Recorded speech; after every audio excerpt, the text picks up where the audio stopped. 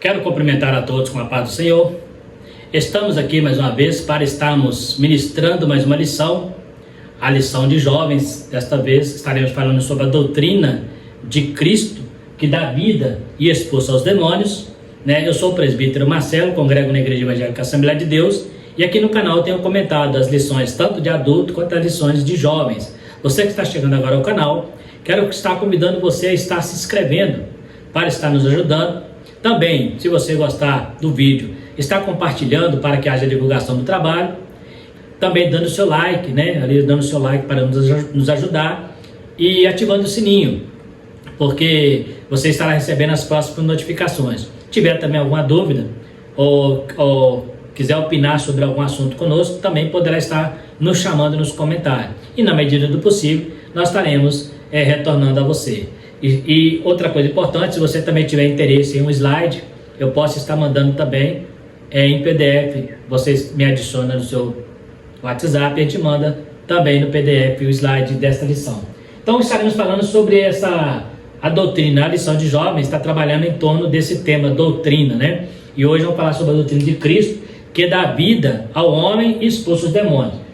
Ele fala no texto principal: eu sou a porta, se alguém entrar por mim, salvar-se-á, entrará e sairá e achará pastagens. O ladrão não vem senão a roubar, a matar e a destruir. Eu vim para que tenha vida e a tenha com abundância. João capítulo 10, versículo 9 e 10. A doutrina de Jesus reflete o seu caráter, razão pela qual ela liberta e dá vida aos que creem e obedecem. Então nós estaremos falando sobre a doutrina de Cristo, Nós falamos sobre doutrina em vários aspectos. Agora vamos falar sobre a doutrina de Cristo propriamente dita.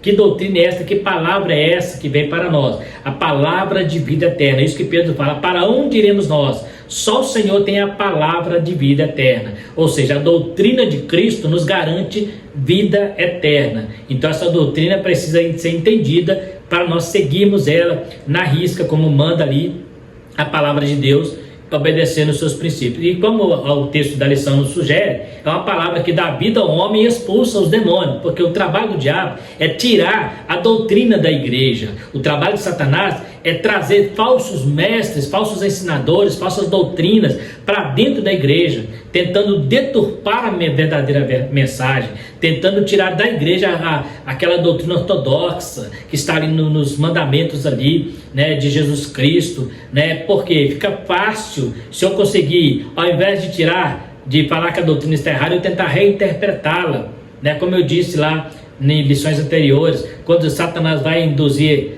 Eva, ele fala assim: não foi assim que Deus disse? Se não, Deus disse assim. E depois ele estabelece um diálogo para tentar mostrar que Deus não falou toda a verdade, que Deus não falou tudo o que era necessário, ele falou só o que era conveniente para ele. E muitas vezes essa é a estratégia do diabo. Ele vai tentar jogar na sua cabeça: olha, isso que está falando é conveniente. Até eu nem falo a Deus, falo o seu pastor. Isso que o seu pastor está te ensinando, ele está falando porque é conveniente para ele. Ele não entende que o seu pastor está ensinando aquilo que a palavra de Deus ensina. É evidente, é claro, que existem sim pastores que ensinam a sua igreja o que é conveniente para ele, mas não é, no caso, a maioria. Nós estamos falando aqui, inclusive, do maior pastor, que é Jesus. A sua doutrina é verídica, a sua doutrina é fundamental e a sua doutrina é absoluta e é imutável. A mesma que era lá do Éden, ela vai chegar até lá no final. A doutrina de Cristo, ela é imutável. Usos e costumes mudam, doutrina não. Então, e ela reflete o caráter de Jesus.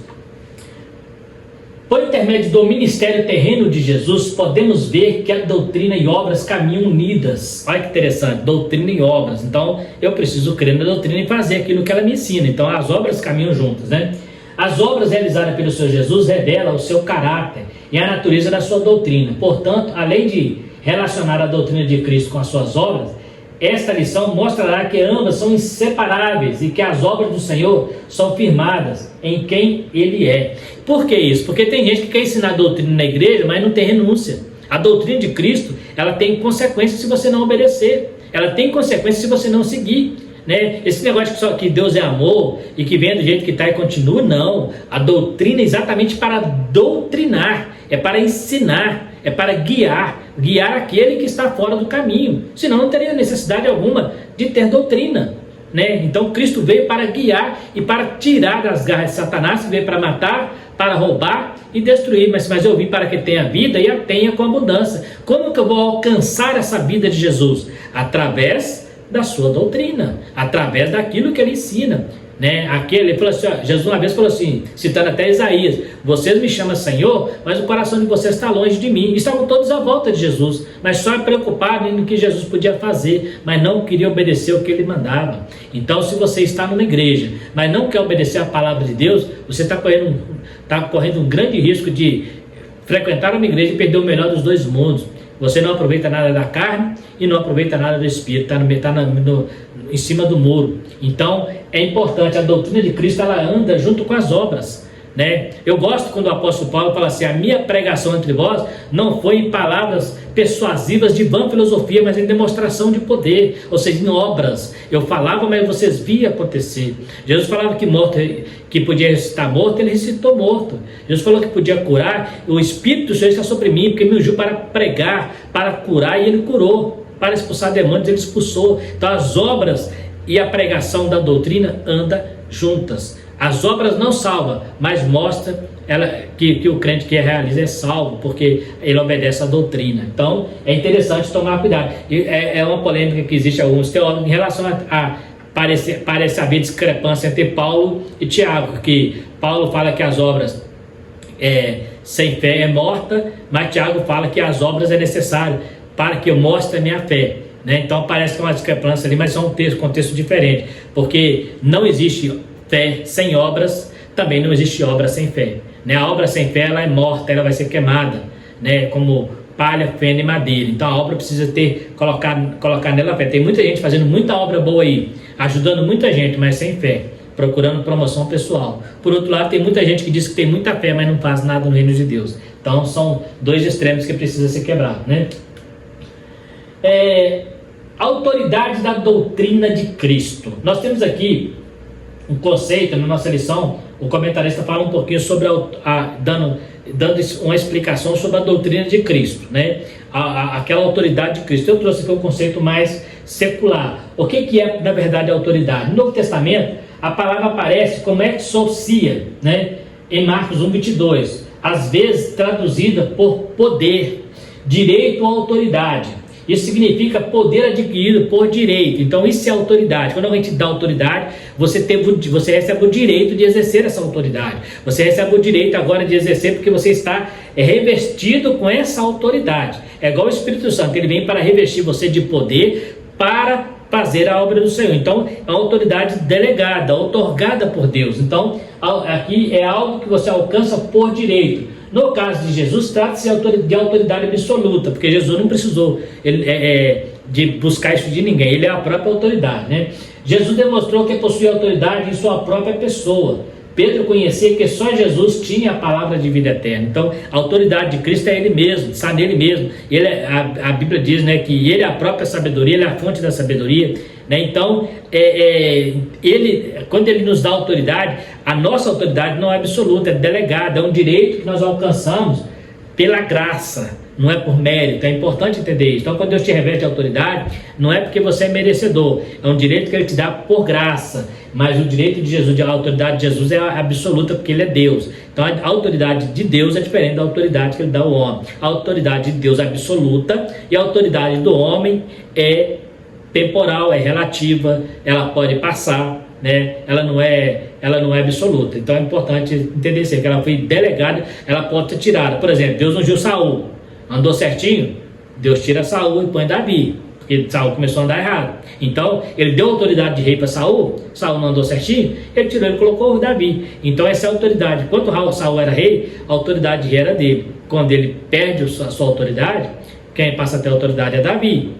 A mesma coisa nós encontramos lá nos filhos de Salomão, Reboão e Jeroboão. Deus permitiu ali aquela divisão dos reis.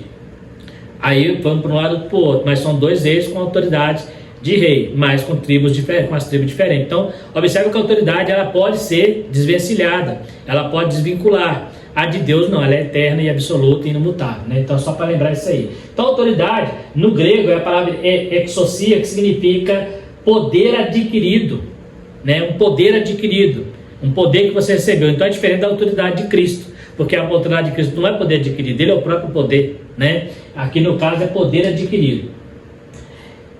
Autoridade que habilita. A autoridade também, além de ser um poder adquirido delegado, ela te habilita a fazer algo. Vamos supor, um policial militar, ele tem a autoridade de usar uma arma de fogo. Ele tem a autoridade de portar uma arma de fogo porque ele tem do Estado um respaldo para estar armado. Um cidadão comum não pode, né? Um cidadão comum, ele não pode estar armado, ele não pode, se for necessário, ter que atirar em alguém, não pode, mesmo que for caracterizar legítima defesa, ele vai ter que responder um processo, um monte de coisa. Mas o policial militar, ele tem a autoridade do Estado, né? Então quando ele está ali na sua farda, ali no seu trabalho, ele não é o fulano de tal, ele é o Estado que está ali. Então ele tem uma autoridade estatal para exercer aquela função, né? Assim, vale para o juiz, vale para o advogado, todos eles têm aquela autoridade ali para exercer a função. Então, a autoridade, ela te habilita, né? Vou até usar o termo aqui da carteira. Você vai comprar um carro, você precisa ter uma carteira de habilitação. Essa carteira de habilitação, ela te autoriza a dirigir. Sem ela, você não tem autorização, você não tem autoridade para dirigir. Você pode cair numa blitz e o seu carro ser rebocado. Por quê? Porque você está dirigindo sem autoridade. Então, a habilitação, ela te dá autoridade para você dirigir tranquilamente. Passa na blitz, tem gente que até brinca. Quando eu não tinha carteira, eles não me pegavam. Agora que eu tenho carteira, ninguém me para. Fica doido para parar, né? Ainda brinca, vou queimar a mão do policial, né? É uma brincadeira que as pessoas falam. Mas a carteira te habilita a você dirigir. Por isso tem que passar por uma autoescola, porque você lembra que nós falamos que a autoridade é um direito adquirido? Você precisa adquirir esse direito. E como você vai adquirir? Fazendo todos os procedimentos que aquela função vai exigir. Você quer dirigir, quer ter uma carteira, você precisa passar por uma escola, por uma autoescola, aprender a dirigir para depois ser habilitado e ter autoridade para dirigir o veículo, né? A autoridade de Cristo, delegada aos seus discípulos, os habilita para fazer a obra de Deus. Essa autoridade tem relação direto com a representação de Cristo. O poder dado através do Espírito Santo deu autoridade para expulsar os demônios e curar os enfermos. Então observa aqui, lá em Marcos 16,15 fala, né, que eles que vos dão poder para pisar em serpente e escorpião, né, evangelizar, pregar a palavra de Deus. O que essa autoridade representa Cristo. É igual eu citei agora mesmo o caso do policial militar. Ele representa o Estado de Minas Gerais, né? Ele representa também a corporação militar. Então ele é um policial militar, ou um policial penal, ou civil, não interessa. Dentro da sua função, está ali os policiais. Então eles representam quem? O Estado. Então quando o policial está prendendo alguém, ele está prendendo alguém representando quem? O Zema, que é o governador, né? Se for um policial federal, está representando o presidente Lula, que é o presidente do Brasil, né? Então, ele representa uma instituição. O crente que recebe a autoridade de Jesus, ele tem que entender isso, que ele está ali, mas ele representa Jesus. A autoridade que ele tem foi delegada por Jesus, foi dada por Jesus, então ele está ali representando Jesus. Então ele não pode ter abuso, porque a gente fala abuso de autoridade. O que é abuso de autoridade? É quando você ultrapassa o limite, é quando você ultrapassa aquilo que você foi chamado para fazer, né? O policial militar, por exemplo, ele tem que trabalhar dentro da legalidade, um bandido não. O bandido trabalha dentro da ilegalidade, mas o policial, ele precisa trabalhar dentro da legalidade. Se ele sair da legalidade, ele passa a ter abuso de autoridade, abuso de poder, e isso pode prejudicar a carreira dele, né? Em alguns casos até ser preso, né? Inverter os papéis. A mesma coisa é Cristo. Quando Cristo te deu autoridade, você precisa entender que essa autoridade é delegada por ele, então você não pode ter abuso de autoridade, igual tem pessoas, né, que acha que porque é crente, porque é um pastor de igreja, ele pode meter o pau na igreja de qualquer maneira, pode expulsar pessoas da igreja. Cuidado com isso, porque pode ser abuso de autoridade, porque a autoridade que você tem é delegada. O rei Saul foi separado por Deus, mas quando ele pecou, Deus falou, tem outro, né? Então, na autoridade delegada, ninguém é substituível, só Deus tem a autoridade absoluta. Então nós vemos aqui que o Espírito Santo ele foi dado à igreja para nos dar essa autoridade de pregar a palavra. Então pregar a palavra, a pregação não é uma filosofia de homens, deve ser na autoridade do Espírito Santo. Então eu não posso pregar, né, baseado na minha retórica, na minha teologia, no meu conhecimento teológico. Não, eu preciso pregar na autoridade do Espírito Santo. Por quê? Porque Deus tem compromisso com a sua palavra, e a palavra de Deus não volta vazia, desde que eu esteja relacionando realmente a palavra de Deus. Hoje existem muitos pregadores que ficam enchendo, o famoso ditado popular, enchendo linguiça, fica procurando subterfúgio para tentar enfeitar a sua pregação, mas a pregação fica sem conteúdo, a pregação fica sem mensagem salvífica, né? As pessoas ouvem aquela mensagem, não entendem o que está sendo dito, porque na verdade ele quer fazer um show de retórica, mostrar que é uma pessoa sábia, né? Então, há pouco tempo eu vi um pregador pregando que em pouco tempo de pregação ele falou mais de 30 palavras de palavra grega, né? E isso no grego assim, isso no grego assim, isso no hebraico também assim, e o pessoal está mal entendendo português. Então, assim, por que já não traz a palavra traduzida?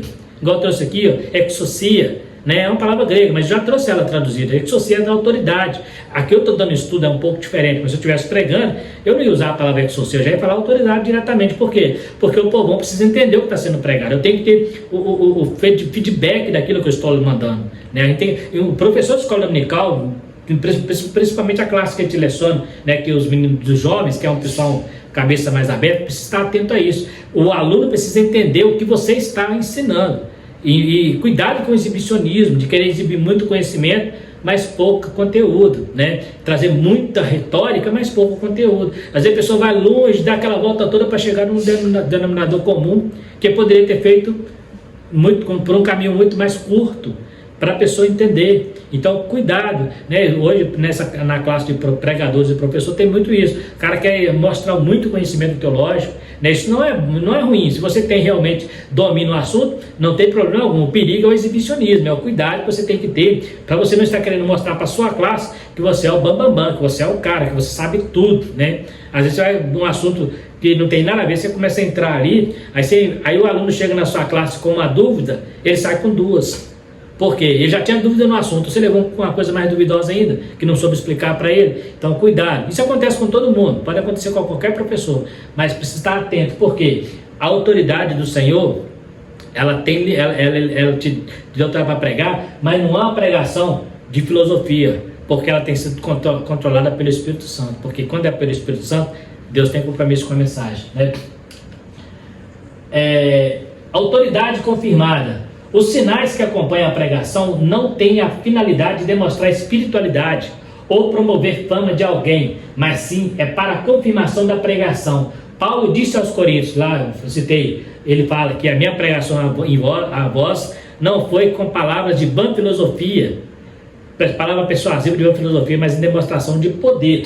Então a pregação, quando ela é acompanhada de sinais, de cura, de milagres, não é para promover o pregador. Tem gente que mede a espiritualidade das pessoas por isso. Eu já falei aqui, volto a repetir, o que mostra se o pregador é espiritual não é o quanto ele faz, mas é quem ele é. Não é o tanto de pessoa que ele cura, mas é o quanto ele é de caráter. É o seu caráter que define a sua espiritualidade, né? Então, não é para promover fama. Não, eu cheguei ali, curei agora, e minha agenda é calotada, porque agora eu estou famoso. Não, isso não é a função do dom espiritual. A função do dom espiritual é para dar veracidade àquilo que você está pregando. É para dar veracidade. As pessoas pensam, olha, ele fala que esse Jesus dele é poderoso, e é mesmo que eu vi. Jesus fez coisas ali que ele nunca viu outro Deus fazer. Foi o que aconteceu lá no Velho Testamento, né? Nenhum Deus atravessou o Mar Vermelho, nenhum Deus atravessou o Rio Jordão. Quando eles atravessam o Mar Vermelho, atravessam o Rio Jordão e derrubam o muro de Jericó, diz a Bíblia que os cananeus se derretiam de medo. Por quê? Porque eles viam que Deus estava indo para lá, um Deus verdadeiro. Não era Moisés, não era Arão, mas era o Deus de Moisés e o Deus de Arão que estava ali. Então, o dom espiritual, as curas, os milagres, não é para promover a espiritualidade de ninguém. Não é para você dizer que o pregador é melhor do que o outro porque ele curou. Não, quem cura é Jesus, ele é só um vaso. Tanto é que Deus tanto pode usar um pregador como pode usar qualquer outra pessoa, porque o dom é de Deus, não é do pregador, né? Tem pregador aí que chega na igreja, ele já se declara profeta, né? O reverendo, né? O reverendo homem de Deus, e já tem um pregador na internet aí que o camarada citou tanto o título dele que surgiu só comentário negativo, tanto o título que o pregador tem, né? Como se isso fosse fazer alguma coisa, fosse salvar alguém. Na verdade é puro exibicionismo, né? Cuidado com isso. Você pode estudar, pode ter um bom conhecimento, mas seja simples nas suas falas. Jesus tinha muito conhecimento, mas ele pregava o evangelho simples. O apóstolo Paulo tinha muito conhecimento, mas pregava o evangelho simples. Por quê? Porque o conhecimento é para se defender, para salvar é a cruz. Grave isso. Cristo demonstrou sua autoridade na rua, ao ar livre, muito mais que os fariseus que assentavam na cadeira de Moisés lá no púlpito. O que eu estou dizendo aqui? Cristo falou assim, Cristo demonstrou muito mais autoridade pregando para o povão do que dos fariseus, que ficavam lá falando de Deus, mas não fazia nada, né? Ficava na cadeira de Moisés. Cristo falou assim, olha, Obedecer o que eles disseram, porque eles estão na cadeira de Moisés. Mas eles não fazem o que eles fazem, porque não tem caráter. Agora Cristo não. Cristo fala assim: vinde a mim. Se quiser, quem quiser vir após mim, toma sua cruz e siga-me. Os fariseus não podiam dizer isso. Por quê? Porque eles não tinham condições, não tinham caráter para dizer isso. Jesus tinha. Então, Cristo fez muito mais no meio do povão na rua, eu coloquei aqui fazendo parafraseando, né? Muito mais lá ao ar livre do que no púlpito. Tem muito pregador de púlpito aí, só prega atrás de púlpito de igreja, só para crente, né? Mas lá fora não tem, porque lá fora não dá fama, lá fora não dá aplausos, lá fora não rende, né? Agora na igreja você tem tapinha nas costas, você vai ter agenda, né? O pastor vai te chamar para uma sala especial, vai te dar um cachezinho, né? Então isso aí tem atrapalhado a pregação do evangelho, tem levado muitos pastores que começaram a virar mercenários da fé, né? O que você tem agonia mesmo, né? No vídeo anterior, sobre pastor que está vendendo a sua pregação, tá lá na internet, me convida aí que eu vou fazer um preço promocional, né?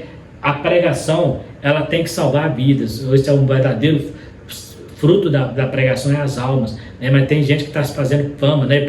Tem gente, não, agora eu vou viver do evangelho, porque Paulo foi para viver do evangelho. Mas é um bando de preguiçosos que não quer pregar nas penitenciárias, não quer pregar nos hospitais, não quer pregar nos hospitais de câncer, não, ele só quer pregar atrás de púlpito, onde todo mundo é crente. De vez em quando o outro aceita Jesus, não é nem mérito dele, é alguém que levou. Ele mesmo não buscou ninguém e fica muito tranquilo, só andando de hotel a hotel, de avião a avião, para lá e para cá, uma vida luxuosa, em nome do evangelho, em nome de ser um grande pregador, mas vive uma vida luxuosa. E ainda fala que tem luta, não sei que tipo de luta, né? Porque a luta que eles passam, né?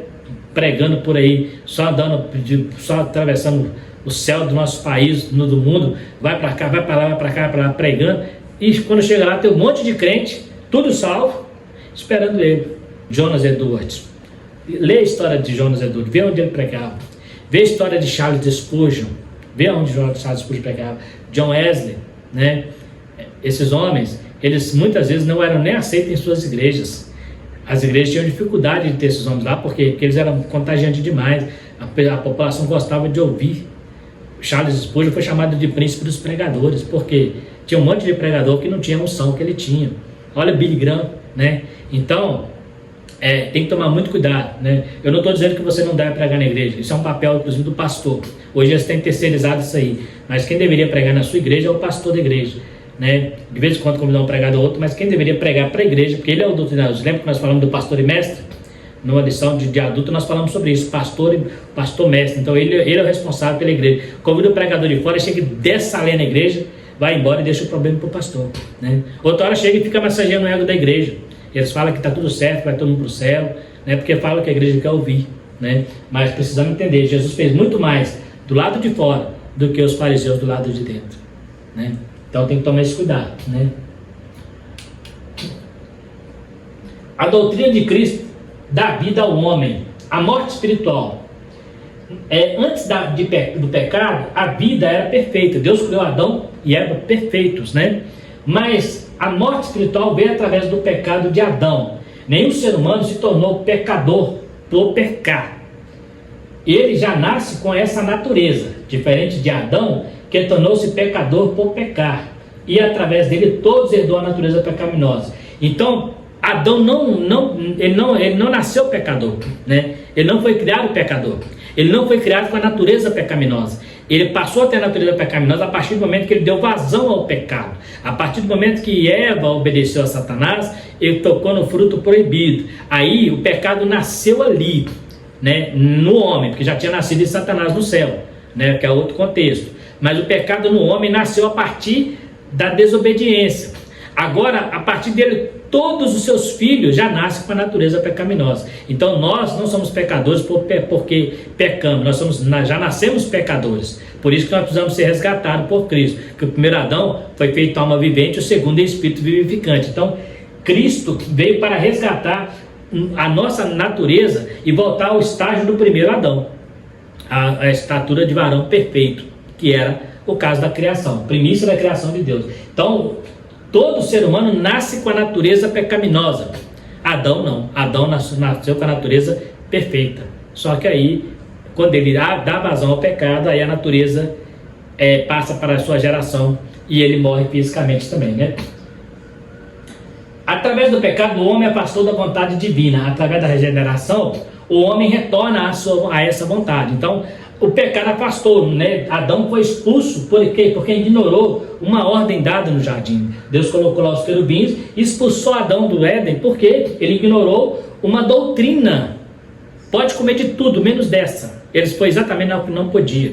Então a gente vê aqui que Deus, ele cumpre a sua palavra. Se Adão não tivesse feito isso, não teria nenhum processo de regeneração, não precisaria de nada disso. Mas ele peca, Deus expulsa, ele saiu fora da vontade de Deus. A regeneração vai trazer o homem para essa vontade. Em Efésios 2, versículo 1 a 3, Paulo ensina que o homem sem Deus se encontra morto em suas ofensas e pecado, e nos mostra algumas características dessa condição.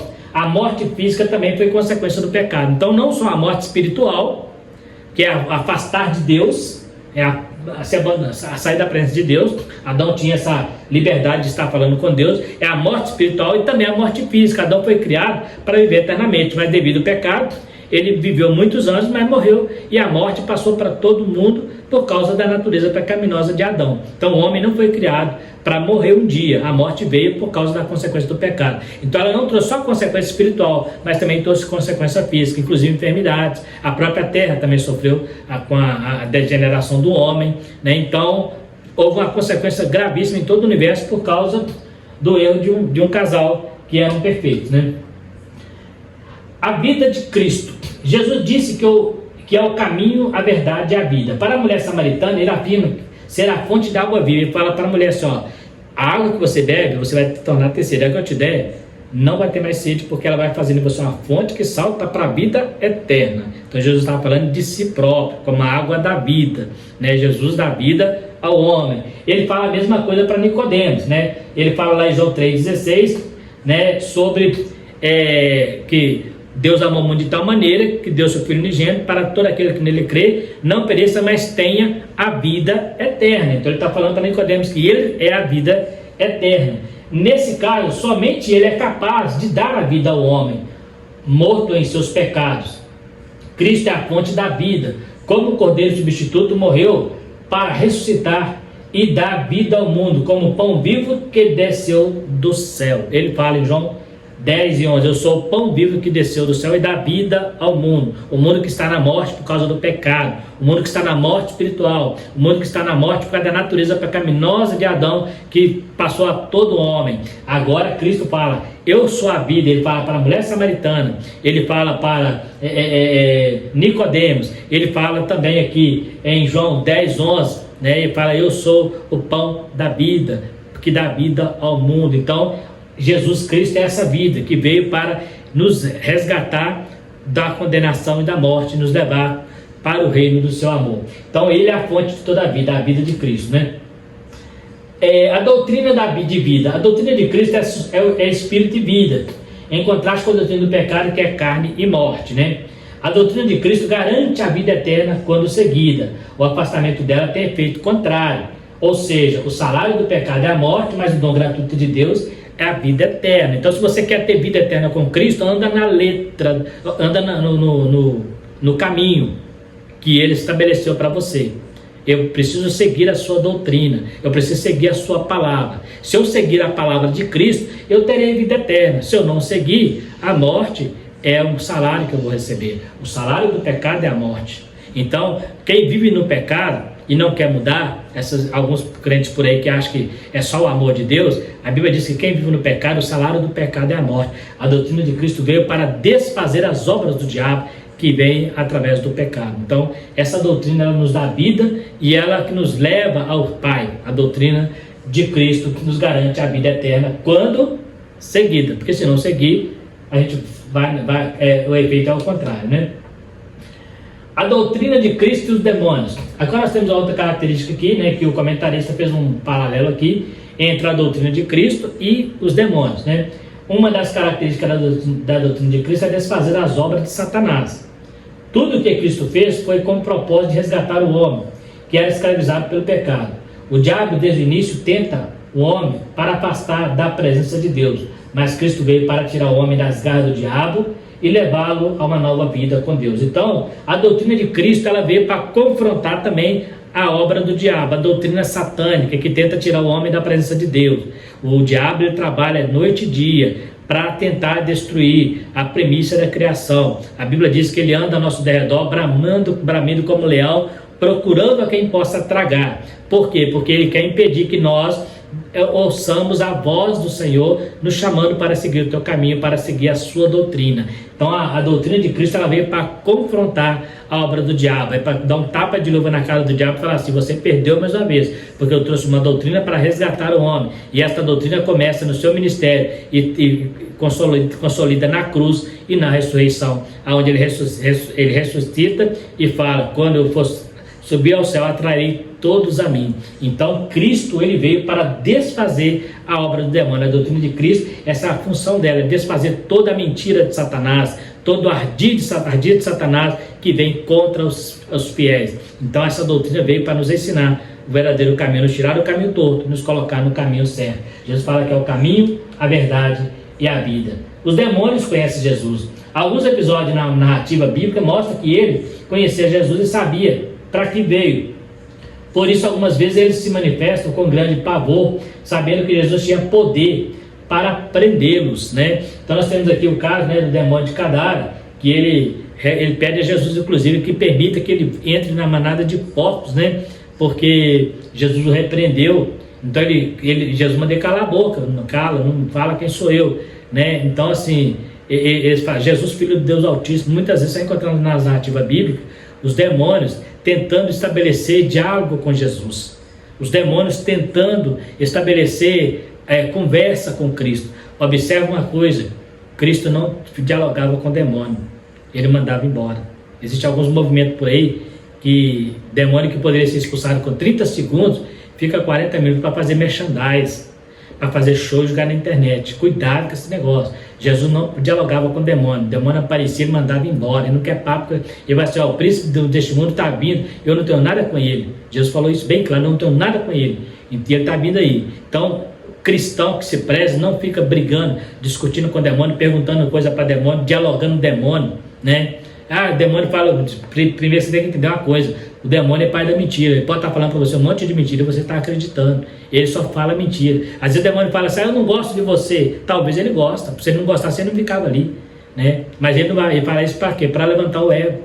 Estes homens que vos anunciam o evangelho são verdadeiros servos de Deus Altíssimo. Paulo vira e repreende. Era um demônio que estava elogiando eles. Então cuidado, não brinca com ele não, porque o demônio não é trouxa. O demônio não é idiota. Idiota é quem acha que ele é idiota. O demônio é inteligente, né? Ele é inteligentíssimo, ele sabe.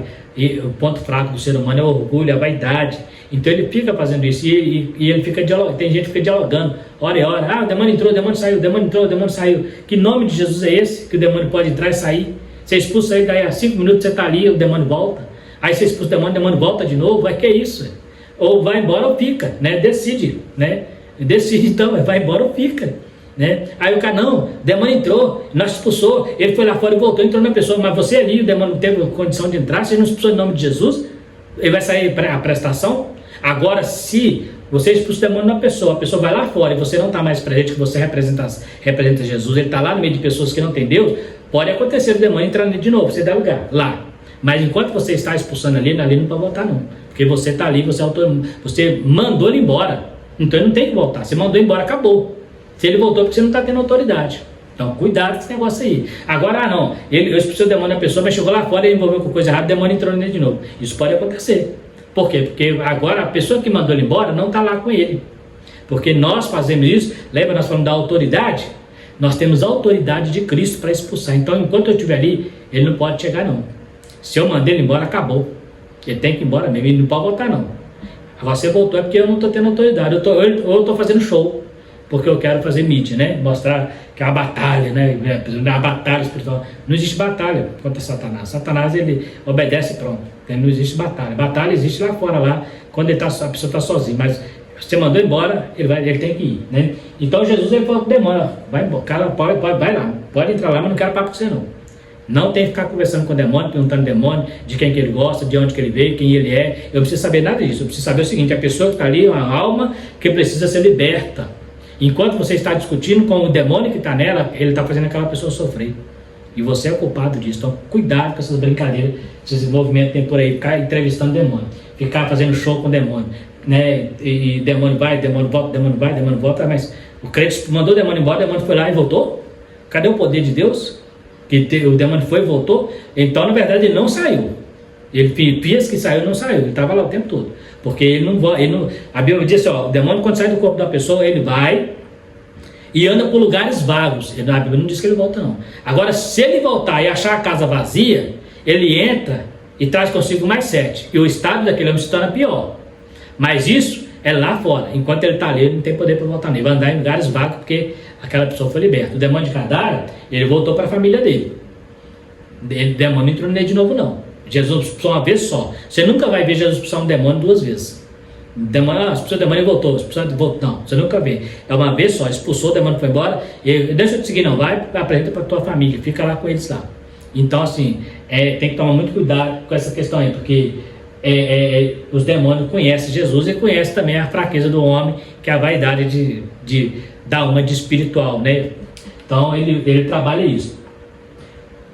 O único episódio que nós vemos aqui, um debate, mesmo assim não foi um diálogo, é uma tentação, foi quando Jesus lá estava no deserto, né, que o demônio foi lá para tentar. Durante o ministério de Jesus, os demônios sempre se manifestaram e foram repreendidos por Cristo. Algumas vezes eles revelavam quem era Cristo e ele os repreendia para que não fosse revelado quem ele era. Diferente do que se vê hoje, Jesus não tinha nenhum interesse em dialogar com ele, não queria saber o que o diabo pensava.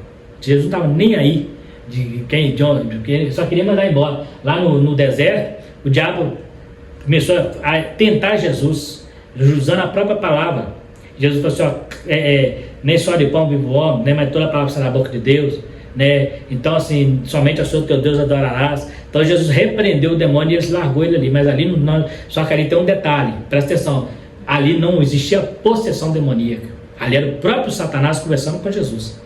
É diferente. Então ali ele estava conversando com o próprio diabo. Não existia pessoa demoniada ali. Você nunca vai ver Jesus conversando com o endemoniado. A única vez que você vai encontrar na Bíblia é Jesus perguntando qual era o nome do demônio. Qual é o teu nome? Você somos legiões. Ele só pergunta isso, mas você não vê ele dialogando. Aqui no deserto, ele dialogou porque ele estava conversando com o próprio diabo, né? Um debate com o próprio diabo, igual Judas cita do arcanjo Miguel também discutindo com o diabo. E aí sim, são seres espirituais, mas a pessoa que está endemoniada, você não vai ver em momento algum Jesus entrevistando os apóstolos, entrevistando o demônio, não. Querendo saber de onde que ele veio, e para onde que ele vai, e por que ele está ali, e o que ele está fazendo, por que ele está matando aquela pessoa, e o diabo conta aquele monte de mentira e a pessoa acredita, né? Ele é o pai da mentira, né? Infelizmente é muito comum tratar as obras de Jesus, é muito comum tratar as obras de Jesus sem que se teve em consideração os seus ensinos. E isso tem causado danos muito dos mais variados à sua igreja. Por isso a seleção buscou apresentar a inabalável verdade de que a doutrina de Cristo também reflete o seu poder, razão pelo qual ela também dá vida e expulsa demônios. A doutrina de Cristo é a fonte da vida e de poder para todos os crentes. Então, se você quer ter poder em Cristo, receba a sua doutrina, receba a doutrina de Cristo na sua vida e você vai ter poder o suficiente para fazer a obra dele aqui na terra, porque o que nós aprendemos dessa lição é exatamente isso, que a doutrina de Cristo dá vida ao homem e expulsa o poder das trevas, expulsa os demônios. Então, esta doutrina viva e eficaz em seu coração, né, sendo seguida, sendo obedecida, ela vai trazer uma maturidade na sua vida e na vida daqueles que te ouvem, né? A verdadeira doutrina de Cristo, ela dá vida. A mulher samaritana encontrou Jesus de um jeito, mas saiu de outro. Ela encontrou Jesus cheio de preconceito, cheio de problemas, cheio de dificuldade, mas saiu de lá avivado. Se porventura não era o Messias. Nicodemos era um homem que conhecia da lei, mas ele foi lá para saber de Jesus como era a sua doutrina, né? E ele saiu de lá maravilhado com o que Jesus ensinou, né? E assim nós vamos encontrar vários textos na Bíblia onde homens foram perguntar a Jesus sobre a sua doutrina, e ele fala sempre: a minha doutrina traz vida à humanidade. Eu vim para resgatar o homem das garras de Satanás através da sã doutrina que é a sua palavra. Então está aí mais uma lição. Quero agradecer você que ficou até o final. Se você gostou do vídeo, você pode estar compartilhando. Se você não é inscrito, também possa estar se inscrevendo, dando o seu like para estar nos ajudando. Também ativando o sininho para receber as notificações. E se você tiver alguma dúvida, poderá estar nos chamando também nos comentários. E a gente, na medida do possível, estará respondendo a vocês. No mais, quero agradecer mais uma vez a todos vocês e fiquem todos com Deus. E até a próxima lição, se Deus quiser.